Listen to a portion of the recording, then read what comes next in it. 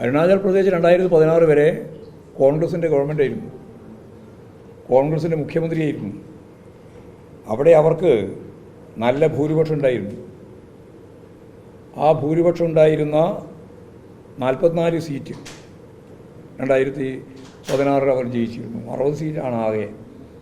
അതിൽ 44 സീറ്റോടുകൂടി മുഖ്യമന്ത്രിയായിട്ട് ഇരിക്കുകയായിരുന്നു. എല്ലാവർക്കും അറിയുന്ന ഒരു പേരാണ് പേമ ഖണ്ഡു എന്ന് പറയുന്ന കോൺഗ്രസിൻ്റെ മുഖ്യമന്ത്രി. ആ മുഖ്യമന്ത്രി ഉൾപ്പെടെ 43 ആൾ കൂറുമാറി.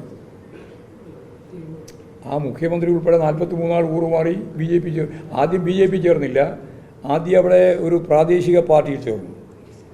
ആ പ്രാദേശിക പാർട്ടി എന്ന് പറയുന്നത് പീപ്പിൾസ് പാർട്ടി ഓഫ് അരുണാചൽ എന്ന പാർട്ടി ചേർന്നു. ഇവർ കുറച്ച് കഴിഞ്ഞപ്പോൾ ഇവരെല്ലാം ഒപ്പം ചേർന്ന് BJP ചേർന്നു.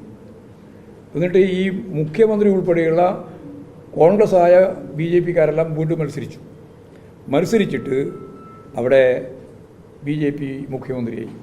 കോൺഗ്രസിൻ്റെ മുഖ്യമന്ത്രി BJP മുഖ്യമന്ത്രിയായിട്ട് വന്നു. ഞാനിതിവിടെ പറയുന്നത് വളരെ ഗൗരവമുള്ള ഒരു കാര്യം പറയാനാണ്. ഇപ്രാവശ്യത്തെ അവിടെ അസംബ്ലി തിരഞ്ഞെടുപ്പ് നടക്കുകയാണ്. 5 സീറ്റിൽ മത്സരിക്കാൻ ആളില്ല. എതിരില്ലാതെ BJP ജയിച്ചു. എതിരില്ലാതെ BJPയെ ജയിപ്പിക്കുന്നതിന് വേണ്ടി കോൺഗ്രസ്സാണ് നിലകൊള്ളുന്നത്. ഒരാളെ മുഖ്യമന്ത്രിയുടെ സ്ഥാനത്ത് പോലും മത്സരിപ്പിക്കാൻ ഒരു സീറ്റിൽ ഒരാളെ നിർത്താൻ കോൺഗ്രസ്സിനാകുന്നില്ല എങ്കിൽ ആ കോൺഗ്രസിനെ പറ്റി എന്താ പറയുക? ആ കോൺഗ്രസിൻ്റെ പേരെന്താ? ഒരു ജനാധിപത്യ പ്രക്രിയയിൽ തകർന്ന കഴിഞ്ഞ പ്രാവശ്യം 4 സീറ്റേ കിട്ടിയിട്ടുണ്ട്. അതിൻ്റെ വേറൊരു രസം, ആ 4 സീറ്റ് കിട്ടിയാൽ 3 ആളും പോയി രാജിവെച്ചു. അവരും BJP ചേർന്നു. കഴിഞ്ഞ തെരഞ്ഞെടുപ്പിൽ അവർക്ക് 4 സീറ്റ് കിട്ടി. കാരണം പ്രധാനപ്പെട്ട കോൺഗ്രസ്സുകാരെല്ലാം BJP ചേർന്നതിന് ശേഷം ആ 4 കിട്ടിയതിൽ 3 ആളിപ്പോൾ രാജിവെച്ചിരിക്കുകയാണ്. പിന്നെ അവശേഷിക്കുന്ന ഒരു കോൺഗ്രസ്സാണ്. അവിടെ ഇപ്പോൾ 5 എണ്ണത്തിൽ മത്സരിക്കുന്നേ ഇല്ല. അപ്പോൾ ആകെയുള്ള 60 സീറ്റിൽ മത്സരിക്കാൻ തന്നെ ആളെ കിട്ടാതിരിക്കുന്ന ഒരവസ്ഥയിലേക്ക് കോൺഗ്രസ് മാറിയതിനെപ്പറ്റി ഗൗരവപൂർവ്വം ആലോചിക്കേണ്ടതുണ്ട് എന്ന് തന്നെയാണ് അതുമായിട്ട് ബന്ധപ്പെട്ടും എനിക്ക് ചൂണ്ടിക്കാണിക്കാനുള്ളത്.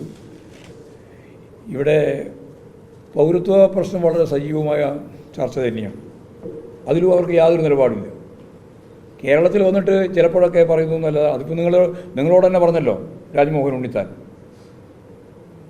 പൗരത്വം അധികം പറഞ്ഞുകൊണ്ടിരുന്നാൽ അത് രാജ്യവിരുദ്ധവും പിന്നെ ജനാധിപത്യ വിരുദ്ധവും എല്ലാ വിരുദ്ധവുമാകുന്നു. അവിടെ അധികം പറയേണ്ട, വർഗീയവാദിയാകുന്നു. ഇതാണ് കോൺഗ്രസിൻ്റെ നിലപാട്. അവസരവാദപരമായ സമീപനമാണ്. കേരളത്തിൻ്റെ അപ്പുറം കടന്നാൽ പൗരത്വ ഭേദഗതിയില്ല, അതിനെതിരായിട്ടുള്ള നിലപാടില്ല.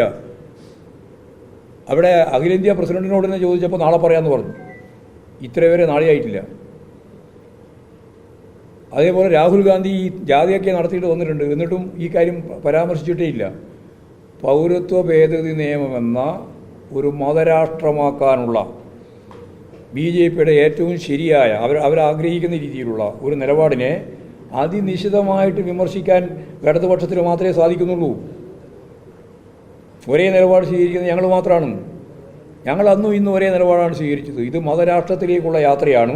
ഇതിനെ പിടിച്ചു കെട്ടാതെ ഈ ഇന്ത്യയെ ജനാധിപത്യ മതനിരപേക്ഷ രാഷ്ട്രമെന്ന രീതിയിൽ മുന്നോട്ട് കൊണ്ടുപോകാൻ സാധിക്കില്ല എന്ന് ഞങ്ങൾ അന്നും പറഞ്ഞു. VD സതീശൻ കേൾക്കുമ്പോൾ തന്നെ പ്രയാസമാണ്.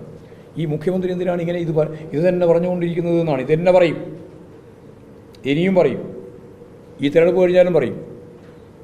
കാരണം ഇത് ഈ രാജ്യത്തിൻ്റെ ഏറ്റവും പ്രധാനപ്പെട്ട ജനാധിപത്യത്തിൻ്റെ നട്ടെല്ലായിട്ട് പ്രവർത്തിക്കേണ്ടുന്ന ഒന്നാണ്. അതിനെയാണ് ശിഥിലമാക്കുന്നത്.